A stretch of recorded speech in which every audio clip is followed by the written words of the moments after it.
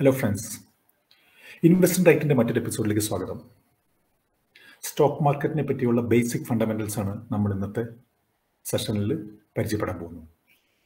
അപ്പോൾ നിങ്ങൾ പലരും കോളേജ് സ്റ്റുഡൻസ് ആയിരിക്കാം, ജസ്റ്റ് ഒരു ജോലിയിൽ ജോയിൻ ചെയ്തവരായിരിക്കാം, സ്റ്റോക്ക് മാർക്കറ്റിൽ ഇൻവെസ്റ്റ് ചെയ്യുന്ന ആളുകളായിരിക്കാം. ഏത് തരത്തിലുള്ള ആൾക്കാരായിക്കോട്ടെ, നമ്മൾ ഈ സ്റ്റോക്ക് മാർക്കറ്റിന്റെ ബേസിക് കൺസെപ്റ്റ്സ് മനസ്സിലാക്കി കഴിഞ്ഞാൽ നമുക്ക് പിന്നീടുള്ള ഇൻവെസ്റ്റ്മെന്റ്സിന് വളരെയധികം സഹായിക്കും.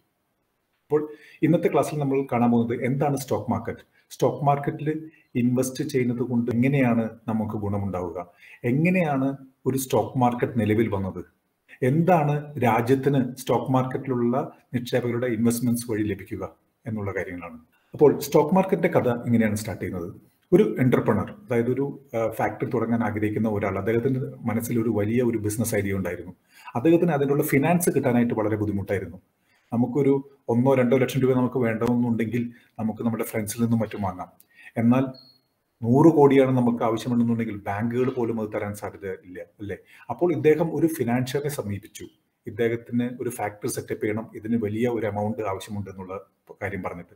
അതിന് പകരമായി അദ്ദേഹം ഈ ഒരു പുതിയ സംരംഭത്തിന്റെ ഒരു പാർട്ട് ഓണർഷിപ്പ് ഇദ്ദേഹത്തിന് കൊടുക്കാമെന്ന് വിചാരിച്ചു, അതിന്റെ ഉടമസ്ഥാവകാശം.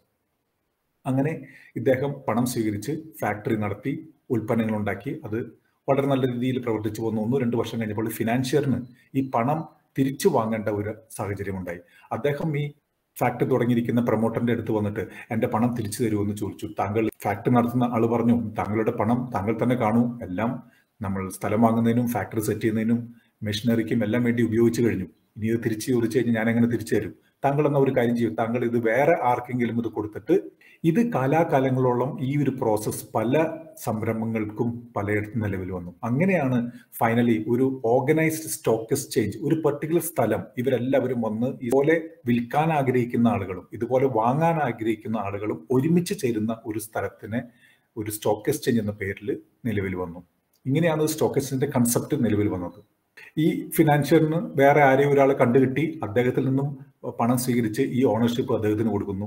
കുറെ കാലം കഴിഞ്ഞ് ഇദ്ദേഹത്തിന് ആവശ്യം വന്നപ്പോൾ വേറൊരാളെ തേടി നടന്നു. അങ്ങനെ ഉള്ള ഒരു കാര്യത്തിന് ഓർഗനൈസ്ഡ് വേയിൽ, ഒരു നിയമവിധേയമായി എങ്ങനെ ഒരു സ്ഥലത്ത് എല്ലാത്തിനെയും കൊണ്ടുവരിക എന്നതിനെയാണ് സ്റ്റോക്ക് എക്സ്ചേഞ്ച് പറയുന്നത്. അതുപോലെ തന്നെ സ്റ്റോക്ക് എക്സ്ചേഞ്ചിൽ കയ്യിരിക്കുന്ന എന്ത് സാധനമാവട്ടെ, അത് വിൽക്കുന്നതിന് വേണ്ടി പലയിടത്തും പോയി ചോദിച്ചു കഴിഞ്ഞാൽ നമുക്ക് അതിന്റെ ഒരു കറക്റ്റ് പ്രൈസ് കിട്ടിയെന്ന് വരില്ല. ഒരു ഉദാഹരണത്തിന് നമ്മളുടെ കയ്യിൽ ഒരു ഹൗസിംഗ് പ്ലോട്ട് ഉണ്ട്, അത് കൊടുക്കുന്നതിന് നമ്മൾ പലരിടത്തും ചോദിച്ചു, എന്നാലും അത് 2 കോടി വില മതിക്കുന്ന ഒരു ഹൗസിംഗ് പ്ലോട്ട് ആണെങ്കിൽ പോലും നമുക്ക് 1 കോടിയിൽ കൂടുതൽ നമുക്ക് ചിലപ്പോൾ ഓഫർ കിട്ടിയെന്ന് വരില്ല. എന്താണ് കാരണം? ഇനി നമ്മൾ വേണ്ട വിധത്തിലുള്ള എല്ലാ ആളുകളിലേക്കും ഈ ഒരു വിൽപ്പനയുടെ കാര്യം എത്തുന്നില്ല എന്നുള്ളത് കൊണ്ടാണ്.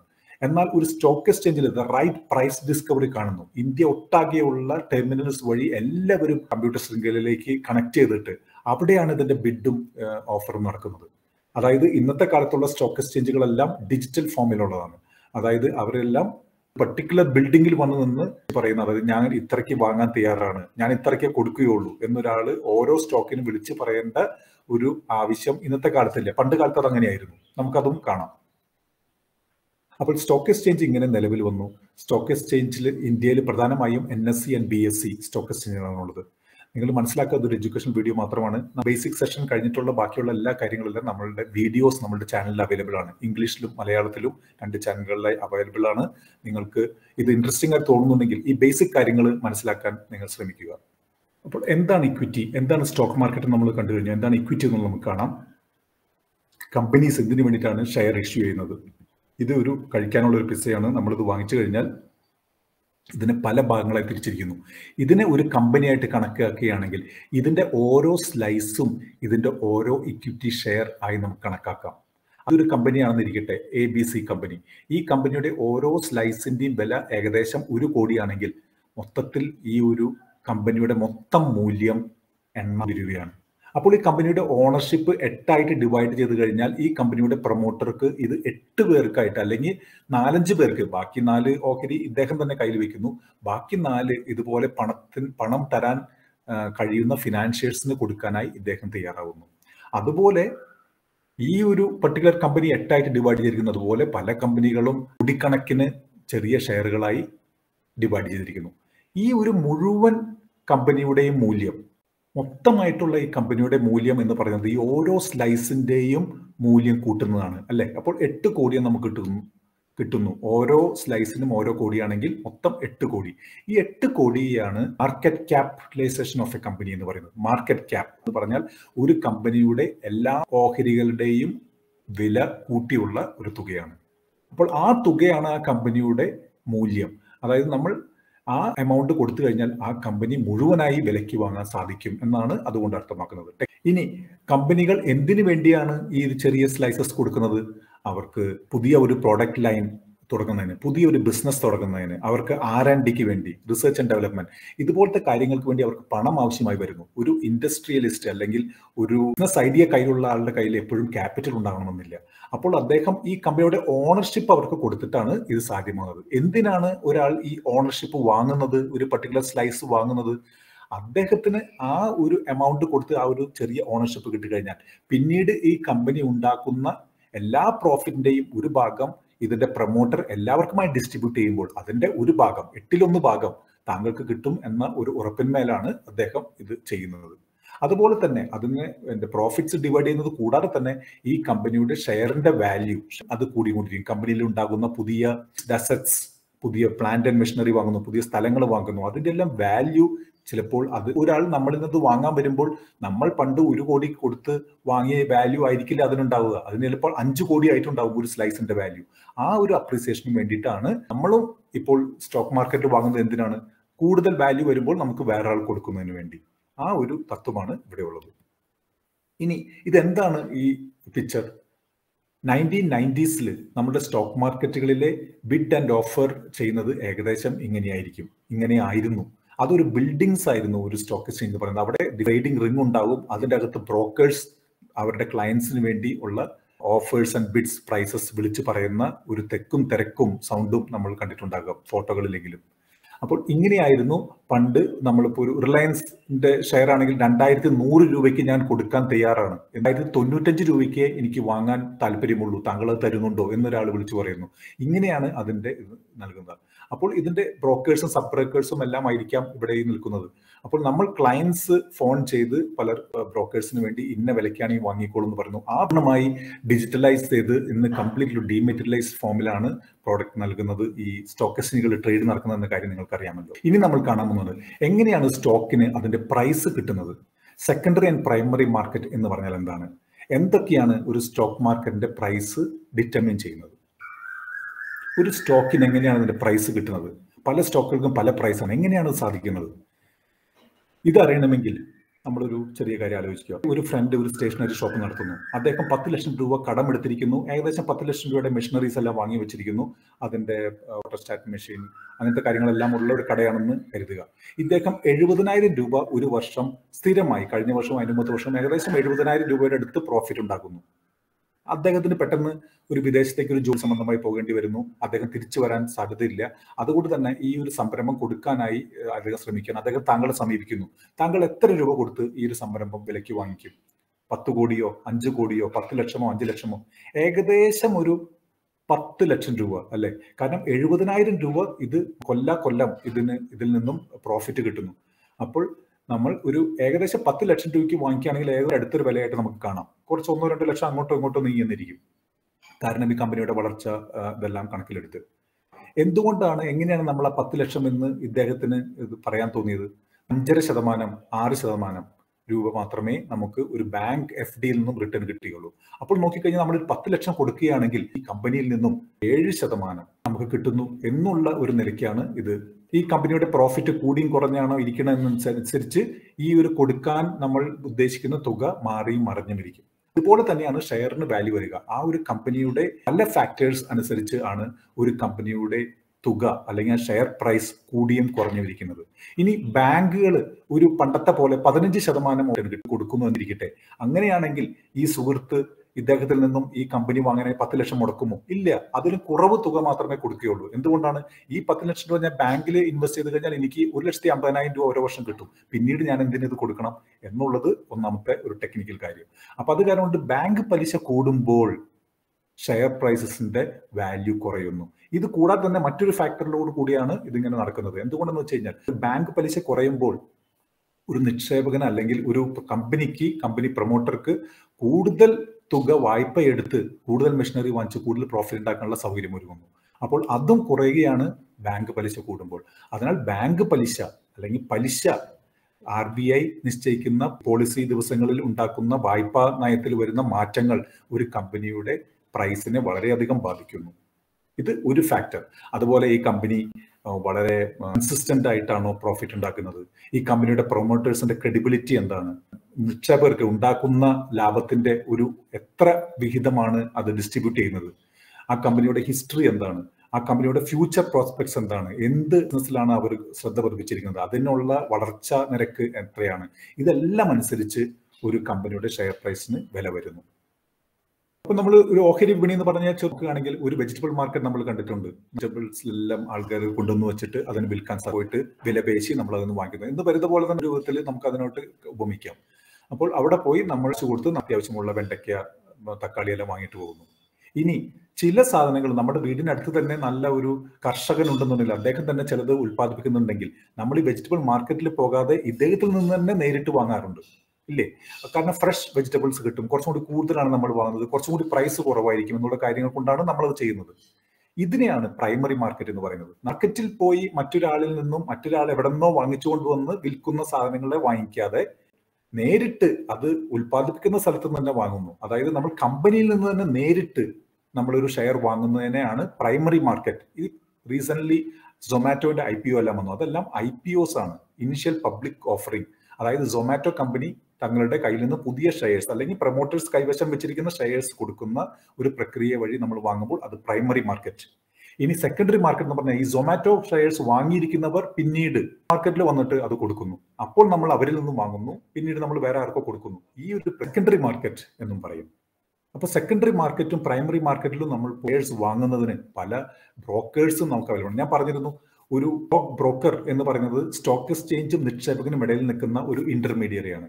അദ്ദേഹം വഴി മാത്രമേ നമുക്ക് സ്റ്റോക്സ് വാങ്ങാൻ സാധിക്കുകയുള്ളൂ. അപ്പോൾ ഇന്നത്തെ കാലത്ത് ICICI direct, Sharekhan, Zerodha, HDFC securities മുതലായ സ്റ്റോക്ക് ബ്രോക്കേഴ്സ് വഴി മാത്രമേ ഒരു നിക്ഷേപകന് ഒരു അക്കൗണ്ട് തുടങ്ങി സ്റ്റോക്ക് മാർക്കറ്റിൽ നിന്നും വാങ്ങുന്നതിനുള്ള സൗകര്യമുള്ളൂ. അപ്പോൾ വാങ്ങുന്നവനും വിൽക്കുന്നവനും ഈ ഒരു എക്സ്ചേഞ്ചിനെ സമീപിക്കുന്നു.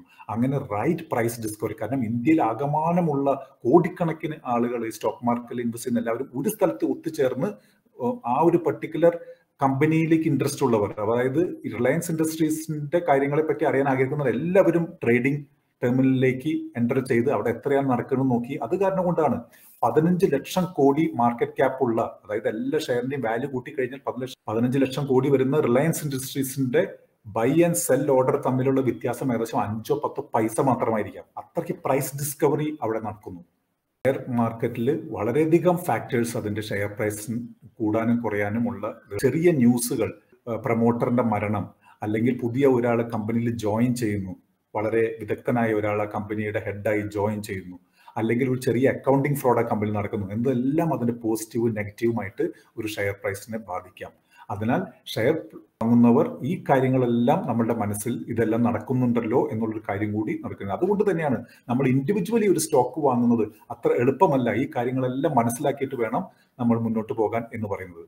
അപ്പോൾ ഇൻഡിവിജ്വൽ സ്റ്റോക്സ് വാങ്ങി ജോലിയിൽ ശ്രദ്ധിക്കേണ്ട ടൈമിൽ നമ്മൾ ഈ സ്റ്റോക്ക് മാർക്കറ്റ് റിലേറ്റഡ് കാര്യങ്ങളെല്ലാം നോക്കിക്കൊണ്ടിരിക്കേണ്ട ആവശ്യമില്ലാതെ നമുക്ക് ഇൻവെസ്റ്റ് ചെയ്യാനുള്ള സൗകര്യവും ഗവൺമെന്റ് തന്നെ ചെയ്തു വെച്ചിട്ടുണ്ട്. സ്റ്റോക്ക് മാർക്കറ്റ് ഇൻവെസ്റ്റിംഗ് എന്ന് പറഞ്ഞു കഴിഞ്ഞാൽ വളരെ സിമ്പിൾ ആയിട്ടുള്ള കാര്യമാണ്.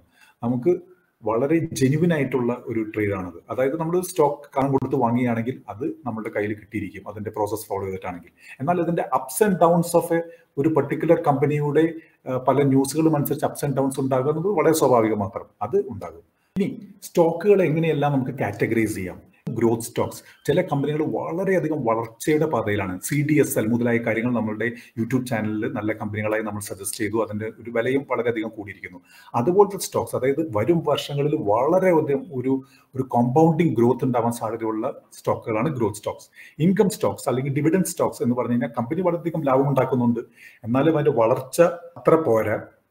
പ്രോഫിറ്റ് ഡിവിഡൻസ് ആയി ഈ കമ്പനി നിക്ഷേപകർക്ക് ഓരോ വർഷവും ഡിസ്ട്രിബ്യൂട്ട് ചെയ്യുന്നു. അതുപോലെ വാല്യൂ സ്റ്റോക്സ്, വളരെയധികം വാല്യൂ ഉണ്ട്, എന്നാലും ഈ കമ്പനി പിന്നീട് ഒരു വളർച്ച ഉണ്ടാകുമോ, ബിസിനസ്സിന് വേണ്ടി പണം മുടക്കേണ്ടി വരുമോ എന്നതിനാൽ പ്രൊമോട്ടേഴ്സ് അത്ര അധികം ഒരു ഡിവിഡൻഡായി പ്രഖ്യാപിക്കുന്നില്ല. ഡിവിഡൻഡ് എന്ന് പറഞ്ഞു കഴിഞ്ഞാൽ ഒരു കമ്പനി ഉണ്ടാക്കുന്ന പ്രോഫിറ്റിന്റെ ഒരു അംശം, അതായത് ആനുപാതികമായി ഓരോ ഷെയർ ഹോൾഡേഴ്സിന് കൊടുക്കുന്നതാണ് ഡിവിഡൻഡ്. ആ ഡിവിഡൻഡ് അധികം കൊടുക്കാതെ എന്നാൽ ഭയങ്കര വാല്യൂ ഉള്ള സ്റ്റോക്സ്, വാല്യൂ സ്റ്റോക്സ് എന്ന് പറയുന്നത്. ഇനി വേറൊരു കാറ്റഗറൈസേഷനിൽ നമുക്ക് തന്നെ സ്റ്റോക്കുകളെ കാറ്റഗറൈസ് ചെയ്യാം. എന്താണ്? ഒന്ന് എനർജി, ഓയിൽ, പവർ മുതലായ കമ്പനികൾ, ബിസിനസ്സുകൾ ചെയ്യുന്ന കമ്പനികൾ. ഫോർ എക്സാമ്പിൾ റിലയൻസ് ഇൻഡസ്ട്രീസ് ആണ് എനർജിയിൽ വരുന്നത്. മെറ്റീരിയൽ, സിമെന്റ്, ടെൽസ് മുതലായ കാര്യങ്ങളിലുള്ളത്. ടാറ്റ സ്റ്റീൽ ഒരു എക്സാമ്പിൾ ആണ്. JK സിമെന്റ് പെടും. ഇൻഡസ്ട്രിയൽസ്, കൺസ്യൂമർ ഡിസ്ക്രിഷണറി, വീടുകളെല്ലാം ഉപയോഗിക്കുന്ന, കൺസ്യൂമേഴ്സിന് വേണോ വേണ്ടേ എന്നുള്ളത് അത്യാവശ്യം എന്നിരുന്നാലും കാശുണ്ടെങ്കിൽ വാങ്ങാമെന്ന് കരുതുന്ന വാഷിംഗ് മെഷീൻ, അപ്ലയൻസസ് മുതലായ കമ്പനികൾ. Johnson, Hitachi, Whirlpool of India, Voltas മുതലായ അതിൽ പെടും. Consumer staples, Britannia industries, Marico മുതലായത് അതിൽ പെടും. ഹെൽത്ത് കെയർ എന്ന് പറഞ്ഞാൽ pharma, hospitals, diagnostic companies, doctor Lal Path labs, Apollo hospital, Sun Pharma എന്നെല്ലാം ഹെൽത്ത് കെയറിൽ വരും. Financials, banks, insurance companies, small finance banks, HDFC banks, ICICI bank, Federal bank എല്ലാം ഈ ഒരു ഗുണത്തിൽ വരും. അതുപോലെ തന്നെ ഈ ഒരു ഗണത്തിൽ വരും IT, information technology, software, high niche software enabled services ഉണ്ടാകുന്ന Larsen and Toubro technology services, Infosys, forge, Tata LC എല്ലാം ഈ ഒരു ഗണത്തിൽ വരും. ടെലികമ്മ്യൂണിക്കേഷൻസ്, ടെലികോം, ഭാരതി എയർടെൽ, ഐഡിയ, റിലയൻസ് എല്ലാം ഈ ഒരു ഗണത്തിൽ വരും. Utilities, Mahanagar gas, GAIL, Gujarat gas മുതലായവ യൂട്ടിലിറ്റീസ് വരും. Real estate, DLF, Godrej properties മുതലായ കമ്പനികൾ. അപ്പൊ ഇങ്ങനെയും നമുക്ക് സ്റ്റോക്സിനെ കാറ്റഗറൈസ് ചെയ്യാം. എങ്ങനെ ഡിഫറെന്റ് ഫോമിൽ നമുക്ക് അതിനെ വേർതിരിക്കാം. ഇനി ഏറ്റവും ഇമ്പോർട്ടൻ്റ് ആയിട്ട് സ്റ്റോക്കുകളെ വേർതിരിക്കുന്ന ഒരു പ്രക്രിയയാണ് കമ്പനിയുടെ മാർക്കറ്റ് ക്യാപ്പിന്റെ സൈസ് അനുസരിച്ച്.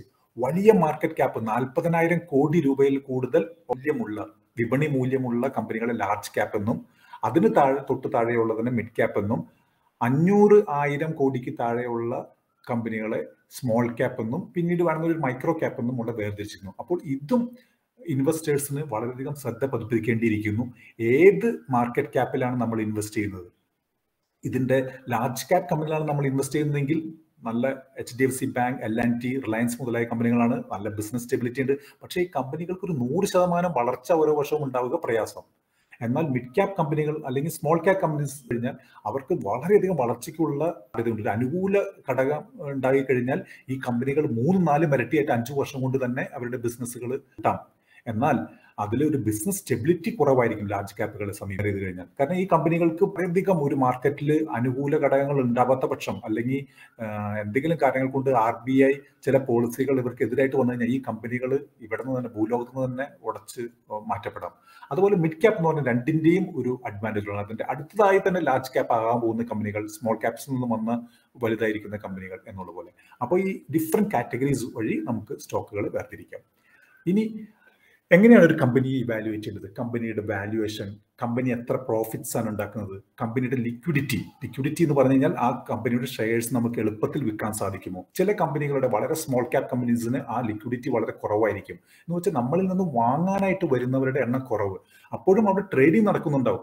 100 രൂപയുടെ ഷെയർ 100 രൂപയ്ക്കേ ഞാൻ കൊടുക്കുന്നുള്ളൂ എന്നൊരാൾ പറയുമ്പോൾ 95 രൂപയ്ക്കേ ഞാൻ വാങ്ങുന്നുള്ളൂ എന്നായിരിക്കും അടുത്ത ആൾ. 5 രൂപയുടെ ഡിഫറൻസ് ആയിരിക്കാം. പക്ഷെ ഹൈലി ലിക്വിഡ് ആയിട്ടുള്ള ICICI ബാങ്ക്, റിലയൻസ് മുതലായ കമ്പനികളിൽ ബയർ സെല്ലർ തമ്മിലുള്ള പ്രൈസ് ഡിഫറൻസ് 5-10 പൈസ മാത്രമായിരിക്കും. അതുപോലെ ഡെറ്റ്, ഇപ്പോൾ ഒരു കമ്പനി എത്ര കടമെടുത്തിട്ടാണ് ഈ കമ്പനിയുടെ ബിസിനസ് റൺ ചെയ്യുന്നത്, ഫ്യൂച്ചറിലുള്ള പ്രോഫിറ്റ്സ് കൊണ്ട് ഈ കമ്പനിയുടെ ഡെറ്റ് സർവീസ് ചെയ്ത് പിന്നീട്, അതായത് കടത്തിന്റെ പലിശ എല്ലാം അടച്ച് വളരെ വലിയൊരു പ്രോഫിറ്റ് ഉണ്ടാക്കി അത് ഷെയർ ഹോൾഡേഴ്സിന് കൊടുക്കാൻ സാധിക്കുമോ എന്നുള്ള കാര്യം കൂടി നമ്മൾ ഇവാലുവേറ്റ് ചെയ്യേണ്ടിയിരിക്കുന്നു. അതുപോലെ efficiency, return of capital employed മുതലായ ടേംസ് നിങ്ങൾ കേട്ടിട്ടുണ്ടാവുന്നു. ROCE എന്നെല്ലാം പറഞ്ഞു കഴിഞ്ഞാൽ കമ്പനി ആ എംപ്ലോയ് ചെയ്തിരിക്കുന്ന പണത്തിന് എത്ര മൂല്യമാണ് ഉണ്ടാക്കുന്നത്. അപ്പോൾ അതിന്റെ കമ്പനിയുടെ എഫിഷ്യൻസിയാണ് കാണിക്കുന്നത്. നല്ല എഫിഷ്യന്റ് കമ്പനികൾക്ക് നിക്ഷേപകർ കൂടുതൽ മൂല്യം കൊടുക്കുകയും അത് നമ്മൾ വാങ്ങാൻ ട്രൈ ചെയ്യുകയും ചെയ്യും. അപ്പോൾ എന്താണ് ഒരു ഷെയർ നമ്മൾ ഓൺ ചെയ്യുന്നതുകൊണ്ട് എന്താണ് ബെനിഫിറ്റ്? നമുക്ക് ഈ കമ്പനിയിൽ നിന്നും ഞാൻ മുമ്പ് പറഞ്ഞ പോലെ ഡിവിഡൻസ് കിട്ടും. ആ കമ്പനിയുടെ പ്രോഫിറ്റ് ആ പ്രൊമോട്ടർ നിശ്ചയിക്കും പ്രകാരം ബോർഡ് മീറ്റിംഗ് കൂടി ആ കമ്പനിയുടെ പ്രോഫിറ്റിനെ എല്ലാ ഷെയർ ഹോൾഡേഴ്സിനും അതിന്റെ പ്രൊപ്പോർഷനായിട്ട് വീതിക്കുന്നു. അതിന് പ്രൊമോട്ടേഴ്സ് ആയിരിക്കും 50% കൂടുതൽ വെച്ചിരിക്കുക. അദ്ദേഹത്തിന് ഈ പണം കയ്യിൽ വന്ന് ചേരണമെന്നുണ്ടെങ്കിൽ എല്ലാവർക്കും കൊടുത്തേ മതിയാകും. രണ്ടാമത്തെ കാര്യം, നമ്മൾ ഇൻവെസ്റ്റ് ചെയ്തിരിക്കുന്ന ആ പണം തന്നെ വളരെ കൂടും. നമ്മൾ അഗ്രികൾച്ചറിന് വേണ്ടിയിട്ട് ഒരു തെങ്ങും പറമ്പ് വാങ്ങിയാണ് 4 കോടി കൊടുത്ത് എന്ന് വാങ്ങിക്കഴിഞ്ഞാൽ ആ ഒരു പറമ്പിന്റെ വാല്യൂ കൂടുന്ന ഒരു ബെനിഫിറ്റ് നമുക്ക് കിട്ടും. ഓരോ വർഷവും അതിൽ നിന്ന് കിട്ടുന്ന ആദായം നമുക്ക് കിട്ടുന്നു, ഇല്ലേ?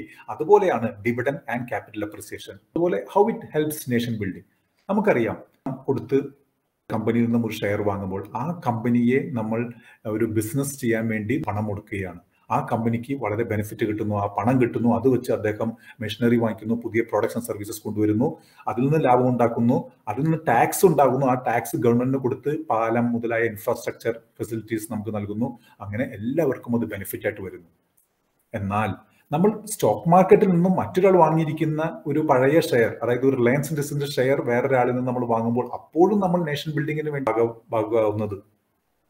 ഈ ഒരു റിലയൻസ് ഇൻഡസ്ട്രീസിന്റെ ഷെയർ നമ്മൾ പണം കൊടുത്ത് മറ്റൊരാളിൽ നിന്നും വാങ്ങുമ്പോൾ അദ്ദേഹത്തിന് ആ പണം കിട്ടുകയും അദ്ദേഹം വേറൊരാളിൽ നിന്നും വേറൊരു ഷെയർ വാങ്ങുകയും അങ്ങനെ ആ മൂന്നാമൻ ചിലപ്പോൾ ഇനി ആ പണം കൊണ്ട് IPOs വരുന്ന പുതിയൊരു കമ്പനിയുടെ ഈ ക്യാപിറ്റലിലേക്ക് വേണ്ടി അത് നിക്ഷേപിക്കുകയും ചെയ്യുന്നു. അങ്ങനെ ഇൻഡയറക്ട്ലി നമ്മളൊരു ഷെയർ വാങ്ങുമ്പോൾ തന്നെ വേറൊരാളെ ഫ്രീ ആക്കുന്നു. സ്റ്റോക്ക് മാർക്കറ്റിൽ നമുക്കൊരു ഇൻവെസ്റ്റ് ചെയ്യണം, അതിന് ആദ്യം വേണ്ടത് എന്താണ്? ഒരു 3-in-1 അക്കൗണ്ട് നമുക്ക് വേണം.